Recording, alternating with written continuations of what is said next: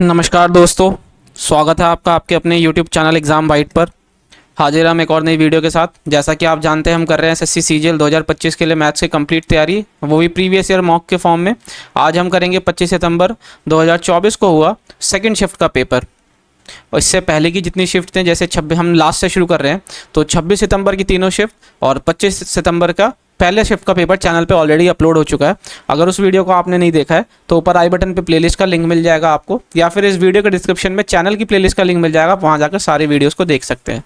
और तैयारी अपनी हिसाब से रखिए कि आप थोड़ा सा अगर डिफिकल्ट पेपर आए तो उसमें आप घबराएं ना, उनके भी क्वेश्चंस को आप अच्छे से करें। तो इससे लेकिन उससे पहले आपको प्रीवियस ईयर बिल्कुल करना है, उसको नहीं छोड़ के जाना, आपको प्रीवियस ईयर जरूर करने हैं। तो चलिए शुरू करते हैं। देखिए, ये कुछ सोशल मीडिया प्लेटफॉर्म है, यहाँ पे आप हमारे साथ जुड़ सकते हैं। इन सभी के लिंक आपको डिस्क्रिप्शन बॉक्स में मिल जाएंगे। टेलीग्राम पे आपको एग्जाम से रिलेटेड रेगुलर अपडेट मिलता रहता है, स्टडी मटेरियल मिलता रहेगा आपको, और यहाँ पे आपको डेली करंट अफेयर भी मिलते हैं, आप वहाँ जाकर हमसे जुड़ सकते हैं। देखिए, पहला क्वेश्चन क्या पूछा गया था। पहला क्वेश्चन ये पूछा गया था, आपको ये एक टेबल दे रखी है जिसके अंदर number of students enrolled in different academic facilities of an institution during 16 से 19 तक। ठीक है, अब हमें ये बताना है कि फ्रॉम 16 से 19 what is the difference between the total number of student enrolled in science and that of in humanities. तो साइंस और ह्यूमैनिटीज का 16 से 19 के बीच का, तो हम सिंपली जो है इनको ऐड करेंगे। ये 15 हो जाएगा और ये कितना हो जाएगा, 10, 18, 20, 23 हो जाएगा। ठीक है, और ये हो जाएगा हमारा 10, 12, 16, है ना। तो ये कितना हो जाएगा आपका 24 हो गया ना। हाँ, तो ये हो जाएगा आपका 24। इसका डिफरेंस निकालना है इसके साथ, तो ये कितना हो जाएगा आपका 6, 9, 19। ठीक है, ये 19 हो गया, 10, 20 और 23। ठीक है, और ये हो जाएगा आपका 7, 9, 10, 16, 17, 20, 22। ठीक है, और 2 और 1 3। तो आप देखिए इसके बीच का डिफरेंस निकालना है। जब आप इसके बीच का डिफरेंस निकालेंगे तो ये हो जाएगा कितना आपका 804। तो यानी ऑप्शन बी आपका इसका सही आंसर हो जाएगा। 804 जो है स्टूडेंट्स का डिफरेंस आ जाएगा। अगले क्वेश्चन की तरफ बढ़ते हैं। देखिए, अगला क्वेश्चन भी एक डीआई का क्वेश्चन है, जिसमें कहता है कि आपको ये टेबल दे दिया, shows the income of a person in 1000 rupees, ठीक है, per annum over the given years. ठीक है, पर्सन, ठीक है, स्कूल सैलरी से उसको क्या इनकम होती है, कोचिंग और होम ट्यूशन से। अब कहते हैं what is the average income from school salary as per year earned by the person over the given year. School salary, तो इसको भी हमें ऐड करना है। तो ये कितना हो जाएगा हमारा 16, 16 है ना, 22, 28 और ये 30। ठीक है, ये हो गया आपका 3, 6, 10, 16, 20, 3, 23, 30, 32। ठीक है, 3, 5, 3, 8। तो ये 820 हो गया, और 3, 2, 5, अगर आप इसको 5 से डिवाइड करेंगे तो ये 164 आ जाएगा। तो और ये सब जो है 1000 में दे रखी है, तो 164,000 यानी 1,64,000 इसकी एक साल की सैलरी है स्कूल सैलरी के हिसाब से। ठीक है, आगे बढ़ते हैं। ये ऑप्शन इसका सही है। अगला क्वेश्चन देखिए, कहता है सिंप्लीफाई करना है, तो हम सबसे पहले 25 है तो इसको इस ब्रैकेट को सॉल्व करते हैं। तो ये 10, 20 हो गया, 20, 25 में से 20 गया, 5, 5 या 15 है ना, 15 और 5 कितना हो गया 20, -78 हो गया, प्लस अब इसको करेंगे तो हमारा ये 6 से कितना 8 हो जाएगा, 25 - 8 + 24। तो ये कितना हो जाएगा आपका 4 और 4 इधर चला गया 21, है ना, 21, 41 हो गया। और इसमें से आप काटेंगे इसको तो कितना हो जाएगा 21, तो ये हो जाएगा आपका 9, 9, है ना, 99 इसका आंसर आ जाएगा। ऑप्शन सी सही हो जाएगा। ठीक है, आगे बढ़ते हैं। आसान था ये, अभी तक तो आसान क्वेश्चन आए हैं। और अब देखिए, ये भी एक डीआई दे दिया, जिसमें क्या दिया, consider the following table for the total export of 5 company over the year. तो कहता है कि if the ratio of export to import of company S and U in 2015 की बात हो रही है, तो ये हो गया एस एंड यू, एस और यू की बात हो रही है, एक्सपोर्ट और इम्पोर्ट की। तो इनका रेशियो दे रखा है कितना 3:2, और इसमें यू का दे दिया 1:2। Total import of companies S and you together in 2015। अब यहाँ पे देखिए, ये एक्सपोर्ट दे रखा है और हमसे पूछ क्या रहा है, टोटल इम्पोर्ट। तो अब आप यहाँ देखें कि एस और यू की बात हो रही है, तो 21, 51 वैल्यू दे दी है, 3 की वैल्यू जो कि 17 गुना है, तो ये भी 17 गुना हो जाएगी, तो ये 34 हो जाएगा। और ये 70 गुना है 1 की वैल्यू, तो इधर भी क्या हो जाएगी 70 गुना हो जाएगी 140। तो इसको हम जो है दोनों को जोड़ लेंगे, इसको अगर जोड़ेंगे तो ये 174 हमारा इसका सही आंसर आ जाएगा, जो कि है ऑप्शन बी। ठीक है, इसी तरीके से हमें एग्जाम में भी करना है। आगे बढ़ते हैं। आगे देखिए कहता है कि ratio of expenditure to saving of a women is इतना। अच्छा देखिए, इनकम जो होती है वो क्या होती है, खर्च में इनकम जो है खर्च होता है प्लस सेविंग। ठीक है, ये हो जाएगा income is equal to expenditure plus saving. अब यहाँ पे आप एक चीज़ देखिए कि एक्सपेंडिचर और सेविंग का जो रेशियो दे रखा है वो 4:1 का दे रखा है और इनकम हो जाएगा 5। तो मैं इसको कैलकुलेशन आसान करने के लिए 2 जीरो अपने आप बढ़ा लेता हूँ। अब ये कहता है कि इनकम 20% बढ़ा दो। 20% बढ़ाने का मतलब क्या, 6/5 कर दो, तो ये आपकी 600 हो गई। और 10% से आप अपना एक्सपेंडिचर बढ़ा दिए, अगर बढ़ रहा है तो एक्सपेंडिचर 10% का मतलब क्या होता है, 1/10 पे, तो 11/10 हो गई, तो ये 440 हो गया।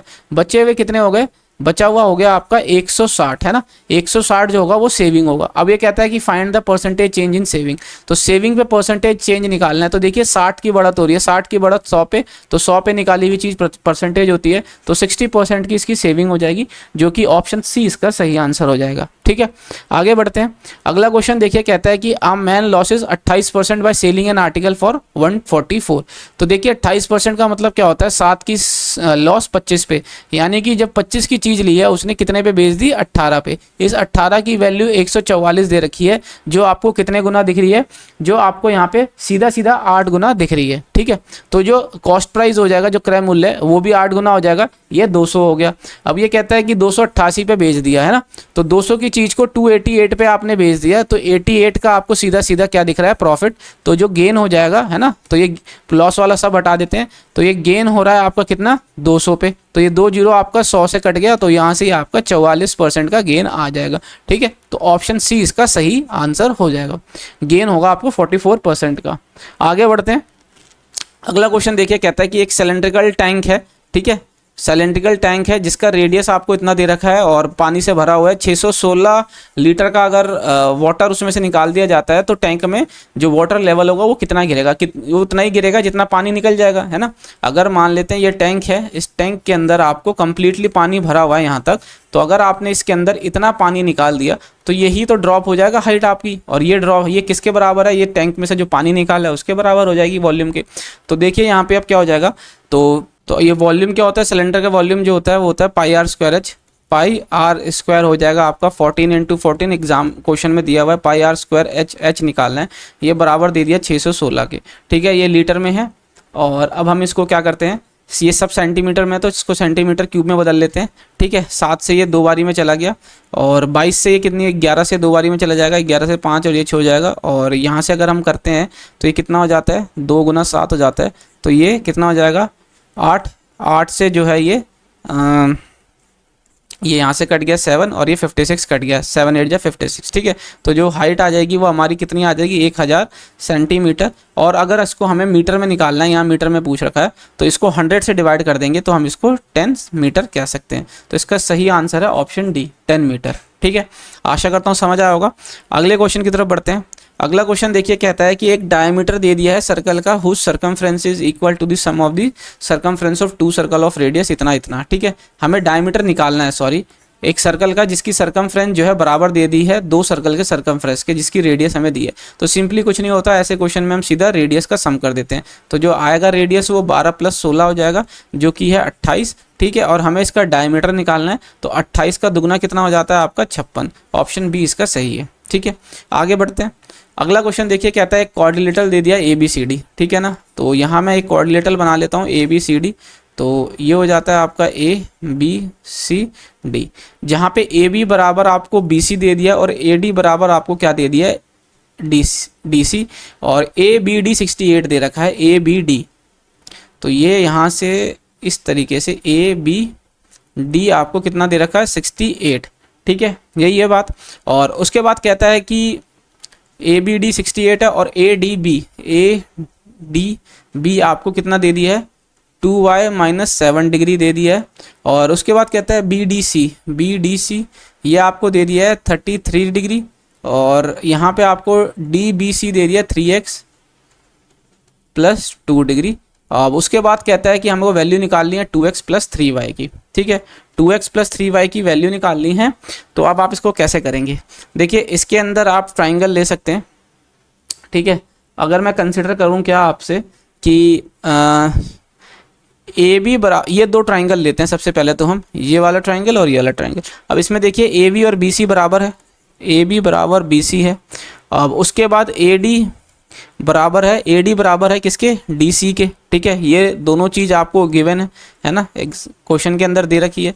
अब उसके बाद देखें कि बी डी बराबर हो जाएगी बी डी के, क्यों, क्योंकि ये कॉमन है, ठीक है, कॉमन हो गई। तो अगर मैं कहता हूँ बाय साइड साइड साइड से ट्राइंगल की अगर मैं बात करता हूँ, क्या ए बी, अगर मैं ट्राइंगल की बात करूँ ए बी डी, ये सिमिलर हो जाएगा, कॉन्ग्रुएंट हो जाएगा किसके, ट्राइंगल के सी, है ना, सी और बी और डी के, ठीक है। ये दोनों ट्राइंगल क्या हो जाएंगे, आपस में कॉन्ग्रुएंट हो जाएंगे। तो अब अगर मैं यहाँ से कहता हूँ कि एंगल जो होगा बराबर कौन सा हो जाएगा, एंगल बराबर हो जाएगा आपका ए बी डी बराबर हो जाएगा एंगल सी बी डी के, है ना। तो अगर मैं यहाँ से देखूँ ए बी डी कितना है, 68 है, और ये बराबर हो जाएगा सी बी डी 3x + 2 के। तो यहाँ से अगर मैं x की वैल्यू निकालता हूँ तो कितना हो जाएगा, 66 का आधा 22 डिग्री, तो x की वैल्यू आ गई 22 डिग्री। अब इसी तरीके से अगर मैं ये दोनों एंगल बराबर हैं तो ये दोनों एंगल भी आपस में बराबर होंगे, तो 2y - 7 बराबर हो जाएगा 33 डिग्री के, ये भी सब डिग्री में। तो यहाँ से y की वैल्यू अगर मैं निकालता हूँ तो ये इधर आके 40 हो जाएगा, 40 का आधा 20, तो y की वैल्यू इधर आ गई, x की वैल्यू इधर आ गई। अब हमें निकालना क्या है, 2x यानी 44 + 3y यानी कि आपका 60। तो 44 डिग्री + 60 का मतलब क्या होता है, 104 डिग्री, जो कि ऑप्शन सी इसका सही आंसर है, ठीक है। आशा करता हूँ आपको समझ आया होगा, ऑप्शन सी जो है इसका सही आंसर है। अगर थोड़ा सा भी दिक्कत हो रही है तो आप वीडियो को पॉज कीजिए, पॉज करने के बाद क्वेश्चन अच्छे से पढ़िए और फिर दोबारा सॉल्यूशन देखिए, आपको जरूर समझ में आएगा। एग्जाम में आपको इतना टाइम नहीं लगना चाहिए, ये सब आपको नहीं करना है बिल्कुल भी, सीधा आपको कॉन्ग्रुएंसी देखनी है कि ये साइड से कॉन्ग्रुएंट हो गए, तो आपको सीधा ये वाला स्टेप करना है, ठीक है। ये वाला स्टेप आपको एग्जाम में नहीं करना, ये सिर्फ यहाँ समझाने के लिए। अगला क्वेश्चन की तरफ बढ़ते हैं। अगला क्वेश्चन देखिए, कहता है कि cot² - 2 cos² 0 दे दिया है, तो हमें थीटा की वैल्यू पूछ रहा है। इसमें वैल्यू पुटिंग बिल्कुल भी नहीं करनी है। अब आप देखिए cot² का मतलब होता है cos² / sin², ये बराबर हो गया 2 cos² के, यहाँ से यहाँ चला गया तो sin² की वैल्यू आ जाएगी 1/2, और यहाँ से स्क्वायर हट के स्क्वायर रूट आ जाएगा 1/√2। तो साइन की वैल्यू 1/√2 कब होती है, एकमात्र ऑप्शन यानी कि 45 डिग्री पे, है ना, ये ऑप्शन इसका सही है। आगे बढ़ते हैं। अगला क्वेश्चन देखिए, कहता है कि हमें रिलेशन बताना है K1 K2 में, जिसके लिए कि ये लीनियर इक्वेशन पे जो है कोइंसाइड करे, यानी कि दोनों लाइन एक के ऊपर कोइंसाइड करती हैं। तो ये कौन सा कंडीशन है, ये कंडीशन है आपका इनफाइनाइट सॉल्यूशन का, है ना, इनफाइनाइट सॉल्यूशन का। तो इनफाइनाइट सॉल्यूशन का क्या कंडीशन होता है, A1/A2 बराबर B1/B2 बराबर C1/C2, ये कंडीशन होती है। और ये सारी तीनों की तीनों कंडीशन मैंने कोई ना कोई एग्जाम में जितनी भी पूछी जा रही है, जब भी मैंने आपको लिखवाई है, तो आप उसको जरूर देखें। तो अब यहाँ पे अगर देखें A1 क्या है, K1 है ना, K1/4 बराबर हो जाएगा आपका किसके, 3/K2 के बराबर हो जाएगा किसके, 8/16 के। अब देखिए आप यहाँ पे सबसे पहले इन दोनों को सॉल्व कीजिए, सबसे पहले आप किसको सॉल्व करेंगे, सबसे पहले आप इस इक्वेशन और इस इक्वेशन को सॉल्व करेंगे। तो यहाँ से K1 की वैल्यू कितनी आ जाएगी आपकी 2, ठीक है। अब उसके बाद अगर आप इस इक्वेशन और इस इक्वेशन को सॉल्व करेंगे तो यहाँ से आपकी K2 की वैल्यू क्या आ जाएगी, K2 की वैल्यू आ जाएगी आपकी अगर आप यहाँ पे K1 की वैल्यू तो आ गई आपकी 8 से 2 बारी में, 2 से 2 बारी में हो गई, ठीक है। और यहाँ पे K2 की वैल्यू आ जाएगी 6, ठीक है, K2 की वैल्यू 6 आ गई और इधर से आपकी K1 की वैल्यू आ गई। तो अब आप देखिए यहाँ पे कि जो K2 दिख रहा है आपको वो बराबर है 3 टाइम्स K1 के, है ना। तो ऑप्शन ए जो है आपका इसका सही आंसर है, ठीक है। तो ऑप्शन ए जो है इसको सेटिस्फाई करेगा, क्योंकि जो K2 है आपका वो 3 गुना है K1 के, ठीक है। तो ऑप्शन ए इसका सही आंसर हो जाएगा। आशा करता हूँ आपको समझ आया होगा। अगले क्वेश्चन की तरफ बढ़ते हैं बहुत आसानी से। अगला क्वेश्चन देखिए, कहता है कि 2 पाइप है XY किसी टैंक को 14 घंटे 21 घंटे में भरती हैं रिस्पेक्टिवली क्रमशः, both pipes open simultaneously to fill the tank, in how will the tank be empty. तो देखिए सिंपल सी बात है, X 14 घंटे में, Y 21 घंटे में, तो इनका LCM आपका 42 आ जाता है। ये 3 बारी में, ये 2 बारी में, तो 42/5 हो जाएगा, जिसको आप और क्या लिख सकते हैं, आप लिख सकते हैं 8 सही 2/5 घंटे में, इतने घंटे में भरेंगे। तो ऑप्शन ए इसका सही आंसर है, ठीक है। आगे बढ़े। अगला क्वेश्चन देखिए, कहता है 2 सर्कल इंटरसेक्ट करते हैं 2 पॉइंट PQ पे। तो ये हो गया एक सर्कल, ये हो गया आपका 2 सर्कल, ये PQ हो गया।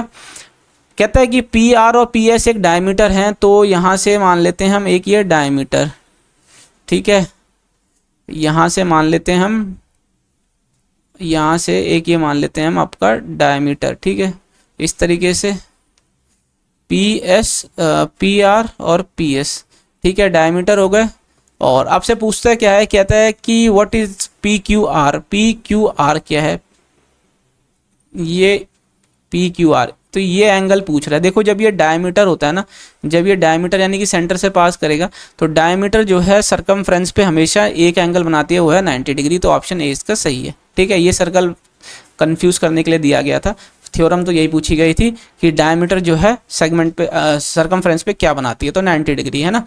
ये क्या होता है, 90 डिग्री होता है। ऑप्शन ए इसका सही है। आगे बढ़ते हैं, अगला क्वेश्चन देखिए। अगला क्वेश्चन कहता है कि नमन बोरोज द सम ऑफ इतना at the rate of 8% per annum simple interest. बहुत अच्छा क्वेश्चन है। सिंपल इंटरेस्ट के क्वेश्चन को, आसान क्वेश्चन है लेकिन उसको थोड़ा सा टफ बनाया, थोड़ा सा लेवल बढ़ाया, तो इस टाइप के क्वेश्चन आपको और देखने को मिल सकते हैं इस बार। हाँ, और इसमें कोई कैलकुलेशन इतनी मुश्किल नहीं है जो डिजिट देख के लग रही है। एज पर simple interest at the end of the first year ही रिपेज 15,090 रुपये towards return of principal amount. ये इंपॉर्टेंट लाइन है जो आपको ध्यान रखनी है। If Naman clear all pending dues at the end of second year including interest payment that accrued during the first year, how much does he pay at the end of the second year। अब आप इसको जैसा जैसा statement बोलते जा रहा है हमें वैसा वैसा करना है, बिल्कुल भी हमें अपना दिमाग इसमें खास नहीं लगाना। तो देखिए सिंपल इंटरेस्ट क्या होता है, P R T, P R principal कितना, 3,48,020 रुपये, ठीक है। अब साथ में रेट ऑफ इंटरेस्ट है 8% और टाइम आपका 1 साल की बात हो रही है, ठीक है। ये हो गया, ये यहाँ से यहाँ चला गया। तो आप इसको करेंगे तो 8 दूनी 16, 64 हो जाता है, 32 38 हो जाएगा, और 24 और 3 32 हो गया ना, 8 चौक 32 हो गया ना, 24 और 3 27 हो जाएगा, सॉरी, तो ये 27 हो गया। और नीचे 1 0 है तो यहाँ पे आ जाएगा पॉइंट, ठीक है। ये आ गया आपका साधारण ब्याज 1 साल के अंत में जो उसको देना था, ठीक है। अब आप यहाँ पे देखिए, कहता है कि वो ब्याज नहीं दिया उसने 1 साल के अंत के में ना, तो उसने 15,090 रुपये अपने प्रिंसिपल अमाउंट में से कम कर दिए। तो देखिए अगर प्रिंसिपल अमाउंट आपकी 3,48,020 रुपये है, उसमें से उसने कितने किए, 15,090 रुपये कम कर दिए, तो ये कितना हो जाएगा आपका, ये हो जाएगा आपका इतना हो जाएगा, और ठीक है। तो यानी कि जो अब बचा हुआ प्रिंसिपल अमाउंट है वो है 33,000 है ना, 3,32,930, ठीक है, ये हो गया। अब फिर 8% का ब्याज लगेगा 1 साल के लिए, ठीक है, ये यहाँ से यहाँ चला गया। तो अब इस करेंगे तो 24 हो जाएगा, 72 74 हो गया, ठीक है, 74 हो गया ना, ठीक है, 16 4 23 हो गया, 2 24 26 हो गया, है ना, 8 या 24 25 26 हो गया, नीचे 10 है तो यहाँ पॉइंट आ गया। तो ये हो गया आपका कितना, साधारण ब्याज आपका दूसरे साल के लिए, सेकंड ईयर के लिए, और ये फर्स्ट ईयर के लिए, ठीक है। अब इसको जोड़ना है आपको, तो सबसे पहले तो इसको जोड़िए, ठीक है। सबसे पहले तो आप इसको जोड़िए, तो क्या है ये 0.614, दोनों ब्याज को जोड़ लेते हैं हम, 8 7 2। अब जो है इसमें आपको क्या जोड़ना है, इसमें आपको ये वाला प्रिंसिपल अमाउंट भी जोड़ना है जो कि बच गया, जो उसको देना था, ठीक है। तो ये हो जाएगा 2 3 3, ये हो गया, तो ये 10 हो गया, 4 और 1 5 और 1 6 6 हो गया, 3 3 6 4 10, और 10 18 20 24, 2 7 2 9 10 16 और 1 17 हो जाएगा, 3 2 5 6 और 1 7। तो ये आपका आंसर आ रहा है इसका 33, कुछ मिस्टेक कर दी क्या, 37 406 है ना, 1 सेकेंड, 3 2 5 2 7 और 1 8 8 हो गया। तो ये आ जाएगा 387406, 387406, ऑप्शन बी इसका सही आंसर है, ठीक है। इतना कुल पैसा है जो इसको दूसरे साल के अंत में भरना है, ठीक है, अपना सारा कर्जा उतारने के लिए। तो ऑप्शन बी इसका सही आंसर है। कैलकुलेशन ज़्यादा मुश्किल नहीं थी, ठीक है। और एग्जाम में भी आपको अगर फर्स्ट अटेम्प्ट में इसको करना है तो फर्स्ट अटेम्प्ट में करिए, अदरवाइज ये आपका जो है लास्ट अटेम्प्ट में या सेकंड अटेम्प्ट में तो आपका ये क्वेश्चन कंप्लीट हो जाना चाहिए। फर्स्ट गो में अगर नहीं करते तो छोड़ दीजिए, कोई दिक्कत नहीं, क्योंकि एग्जाम में ऐसा लगता है ये फर्स्ट टाइम देख के कि कैलकुलेशन इसकी थोड़ी टाइम लेगी, तो इसलिए हम उसको सेकंड में करते हैं। अब आप यहाँ पे एक चीज़ देखिए, ये भी बहुत अच्छा क्वेश्चन है, इसको आप कैसे करेंगे, आप इसमें ज़्यादा नहीं लिखना आपको। अब आप देखिए यहाँ पे जब आप यहाँ x² ये एक्स वाई जेड की वैल्यू दे दी और इसकी वैल्यू पूछ रहा है, तो यहाँ अगर x square upon P square करेंगे तो ये पी स्क्वायर से तो कट जाएगा। अब आप इसको देखिए, ये होता है कॉस का उल्टा, है ना। तो यहाँ मैं ऊपर लिख देता हूँ कॉस स्क्वायर बी और नीचे लिख देता हूँ मैं आपका कॉस स्क्वायर ए, प्लस करता हूँ इसी तरीके से वाई स्क्वायर में, ये कट गया। ये होता है कॉस का उल्टा, कॉस स्क्वायर ए, ऊपर हो जाएगा आपका साइन स्क्वायर बी, माइनस अब यहाँ पे जेड स्क्वायर है तो ये आर स्क्वायर से कट जाएगा। टेन स्क्वायर का मतलब होता है साइन स्क्वायर ए अपॉन कॉस स्क्वायर ए। अब आप एक चीज़ देखिए, सब में डिनोमिनेटर सेम है, एलसीएम हो जाएगा सेम, और ये sine square plus cos square 1 होता है, 1 माइनस साइन स्क्वायर ए अपॉन नीचे आ जाएगा कॉस स्क्वायर ए, तो 1 माइनस साइन स्क्वायर ए भी कॉस स्क्वायर होता है, तो ये यहाँ से यहाँ कट गया, तो इसका आंसर आ जाएगा ऑप्शन ए 1 आ जाएगा इसका आंसर। ठीक है, इसमें बिल्कुल भी इतना हमें नहीं लिखना था। आगे बढ़ते हैं अगले क्वेश्चन की तरफ। देखिए क्या पूछा गया था, वैल्यू पूछी गई थी, ये सिंपली आइडेंटिटी है, सबको याद होती है, ऑप्शन ए इसका सही है। ठीक है, इसको आपको बिल्कुल एक्सपेंड नहीं करना है, ये आपको आना चाहिए। अब देखिए कहता है कि एक policeman noticed a thief at some distance, the policeman started to catch the thief and the thief also started running at the same time, the both the policeman and thief were speed off दे है, police की speed इतनी, चोर की इतनी दे रखी है, और 30 मिनट में उनको पकड़ लिया जाता है। तो इनिशियल डिस्टेंस वही होगा जो उनके बीच का रिलेटिव स्पीड से वो कवर करेंगे। तो देखिए जो डिस्टेंस है वो डिस्टेंस अपने रिलेटिव स्पीड से कवर करेंगे, एक डायरेक्शन में जा रहे हैं तो माइनस हो जाती है, 5/18 हो जाएगा। 30 मिनट यानी कि 60 सेकंड, इसको सेकंड में बदलने के लिए गुना 60 से कर लेते हैं। तो यहाँ से अगर आप देखेंगे तो ये 6×18, ये यहाँ से यहाँ कट गया, 2 0 बच गया, 10 हो जाता है, तो ये आपका 1000 हो गया, है ना। 1000 मीटर इनके बीच में स्टार्टिंग में डिस्टेंस रहा होगा। ऑप्शन सी इसका सही आंसर है। ठीक है, अगला क्वेश्चन देखिए, कहता है कि एक सर्कुलर आर्क है जिसकी रेडियस दे दी है, एंगल बता दिया है, तो हमें पेरीमीटर बताना है सेक्टर का। तो इसमें बिल्कुल आप जो है क्या नाम है, फिगर नहीं बनाएंगे। ठीक है, तो ये 45 डिग्री है ना, इसका फॉर्मूला मैं लिख देता हूँ आपको यहाँ पे। जो आर्क लेंथ का फॉर्मूला होता है वो होता है θ/360 डिग्री गुणा में आपका 2πr। ठीक है, तो यहाँ पे अगर 45 दे रखा है, 360 दे रखा है, गुणा कर देते हैं 2π और r आपको 14 दे रखा है ना, 7 से ये 2 बारी में चला गया, और 45 से ये आपका सीधा कितनी बारी में चला जाएगा, 45 से आपका सीधा ये 8 बारी में चला जाएगा। ठीक है, तो ये 2 से 2 से 2 से, है ना, तो ये कट गया 8। तो जो आर्क लेंथ आ जाएगी वो आपकी 11 मीटर की आ जाएगी, है ना, सेंटीमीटर की। और अब पेरीमीटर पूछ रहा है, तो पेरीमीटर में 2 बार रेडियस ऐड कर दीजिए। 2 बार रेडियस का मतलब होता है 14, तो 14 दूनी 28 और इसका टोटल आ जाएगा 39। तो 39 यानी ऑप्शन सी इसका सही है। ठीक है, हमें बिल्कुल सिस्टमैटिक तरीके से नहीं लिखना, बस हाँ इतना लिखना है कि फटाफट हमारा आंसर आए। ऑप्शन सी इसका सही है। आगे बढ़ते हैं। आगे देखिए कहता है कि डीआई का फिर से क्वेश्चन आ गया, जिसमें टेबल शो करता है number of clerical and officer cadre employees recruited bye 4 different banks ABC 11 से 14 तक। ठीक है, अभी कहता है ratio of the number of officer cadre employ bank A, number of officer cadre C। तो A इसका और C इसका निकालना है। तो अब आप इसको जोड़ लीजिए, 5 और है ना, 6 6 12 हो जाता है, और 3 6 4 10 12 और 1 13, है ना, ये हो गया। अब इसकी बात करें तो 5 हो जाता है, 8 4 12, 3 13 हो जाएगा, 2 4, है ना, 3 3 6 4 10 और 1 11, है ना, ये हो गया। और अब इसको निकालेंगे हम तो 11 से कट जाएगा एक बारी में, 11 से 2 बारी में कट गया, 11 नहीं, इसको हम काट देते हैं किससे, इसको हम काट लेते हैं 5 से, तो 2 बारी में, और 30 4 हो जाएगा, और 2 बारी में हो जाएगा ये 10, है ना। और इसको काट लेंगे हम कितनी बारी में, 2 बारी में, 7 बारी में हो गया। और इसको हम काट लेते हैं कितनी, 3 24, ये हो जाएगा। इसको हम काट लेते हैं कितनी बारी में, 11 बारी में तो कट जाएगा ना, ये हमारा कुछ गलत हो रहा है, 55 होगा क्या, 8 5 ऑफिसर क्या कहता है, डी का A2 number of officer bank C की बात करते हैं, तो ये 5 हो गया, 8 4 12 3 15, यहाँ पे मिस्टेक हो गई है, यहाँ 15 होगा, तो ये 11 से कट जाएगा इजीली, है ना। यहाँ प्लस में हमने मिस्टेक कर दी है, तो उसको सही कर लेते हैं। ठीक है, यहाँ पे 15 होगा ये, तो 11 से कट जाएगा एक बारी में, 11 से 2 बारी में, 11 से 1 बारी में, ये 5 बारी में कट गया।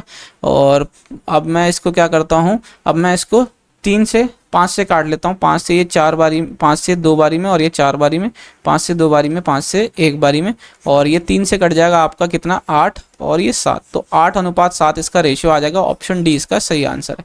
आशा करता हूँ आपको समझ आया होगा। अगले क्वेश्चन की तरफ बढ़ते हैं। अगला क्वेश्चन देखते हैं क्या कहता है। अगला क्वेश्चन में m इवन निकालना है, तो ये कहता है कि इफ़ m इवन है तो 8 की पावर m-1 जो है इस डिविजिबल बाय। देखिए m इवन है तो m की स्मॉलेस्ट इवन वैल्यू क्या होगी 2, तो 8 स्क्वायर -1, तो ये हो जाएगा आपका 63। तो कम से कम ये 63 से तो डिवाइड हमेशा ही होगा अगर 8 जो है इवन m जो है अगर इवन है तो ऑप्शन ए इसका सही आंसर हो जाएगा। ठीक है, अगला क्वेश्चन बढ़े।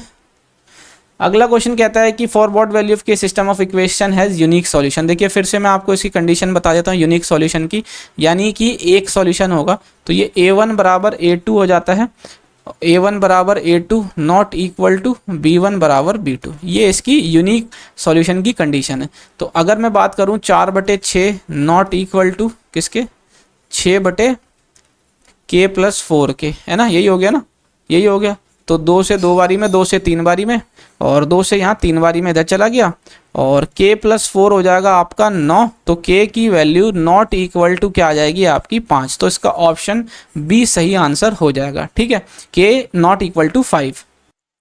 तो आशा करता हूँ आपको समझ आया होगा। ठीक है, अगले क्वेश्चन की तरफ बढ़ते हैं। देखिए अगला क्वेश्चन क्या कहता है कि एक न्यू ईयर सेल पे शॉपकीपर डिस्काउंट ऑफर करता है 5 के साथ 2 का फ्री, और हमें इफेक्टिव डिस्काउंट परसेंटेज निकालना है। इसने 2 दिया डिस्काउंट, लेकिन जो पैसा लगा दुकानदार का वो 7 का लगा। 2/7 को आप और क्या कह सकते हैं, आप इसको कह सकते हैं 1/7 आपका कितना हो जाता है 14, सही 2/7 हो जाता से 7 हो जाता है ना आपका।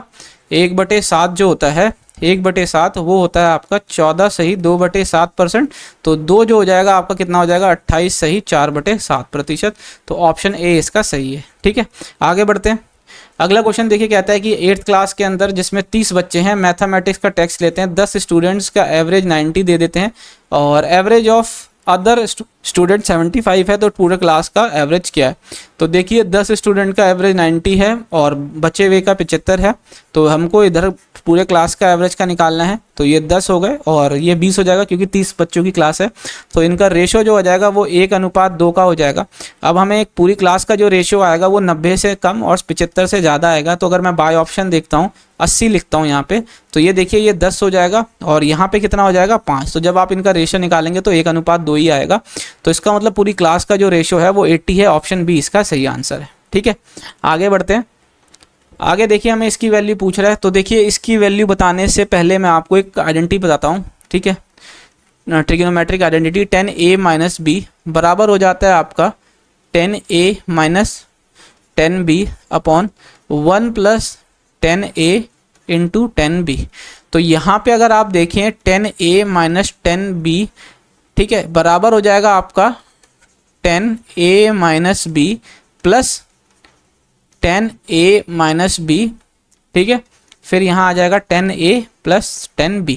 ठीक है, अब आप यहाँ पे देखें कि 10a - b जो होगा ना वो बराबर हो जाएगा आपके 10a - 10b minus 10a - b और 10a × 10b। ठीक है, ये वाली चीज़ को मैं इस साइड पे ले गया, तो ये हो गया आपकी आइडेंटिटी। अब आप यहाँ पे देखें कि ये जो है ना ये इस फॉर्म में ही है। कैसे, 10a की जगह मैं लिख सकता हूँ 10 72 डिग्री माइनस 10b की जगह 10 27 डिग्री माइनस 10a - b की जगह मैं लिख सकता हूँ 72 डिग्री माइनस 27 डिग्री, और यहाँ पे आ जाएगा आपका 10 72 डिग्री 10 27 डिग्री।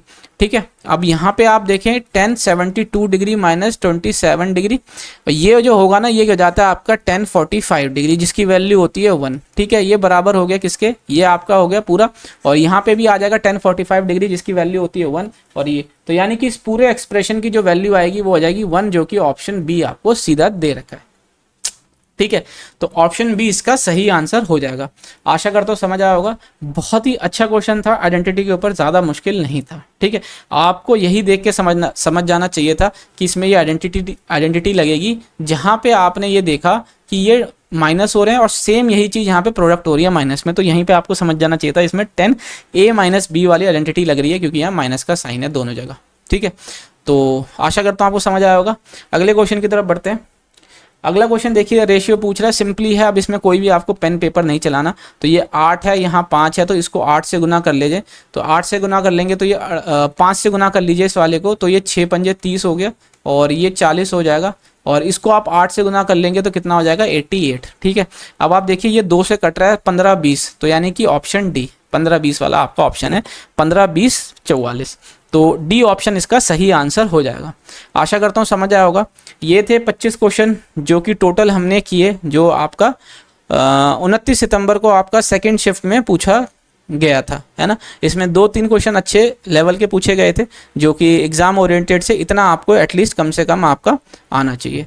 ठीक है, तो आशा करता हूँ सॉल्यूशन अच्छे लगे हों। सॉल्यूशन अच्छे लगे तो वीडियो को लाइक कीजिएगा, और अभी तक हमारे साथ नहीं जुड़े हैं तो चैनल को सब्सक्राइब करके साथ ही में बेल आइकन को प्रेस कर लीजिएगा, जिससे कि आने वाली वीडियो का नोटिफिकेशन मिस ना हो सके।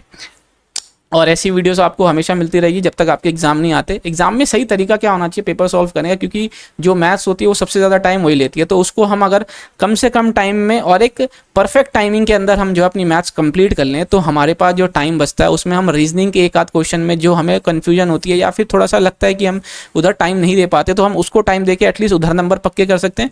और मैथ्स के अंदर कुछ क्वेश्चन अगर एक आध रह जाते हैं तो हम उसको भी जाके देख सकते हैं। ठीक है, तो इसलिए जो है मैथ्स को कम से कम मतलब परफेक्ट टाइमिंग के अंदर सॉल्व करना चाहिए। ज़रूरत से ज़्यादा टाइम अगर हम मैथ्स को देते हैं एग्जाम के अंदर, तो हमारे कुछ क्वेश्चन तो जो नहीं हो पाए और जो हो सकते थे सेकंड अटेम्प्ट में वो रह जाते हैं। और ज़्यादातर रीजनिंग का जो सेक्शन होता है वो फेस करता है ये प्रॉब्लम, क्योंकि रीजनिंग में एक आध क्वेश्चन जो होते हैं वो हम सोचते हैं लास्ट में करने के लिए, लेकिन वहाँ तक पहुँच नहीं पाते, टाइम हमारा खत्म हो जाता है। तो इसलिए मैथ्स में टाइमिंग की बहुत ज़रूरी है।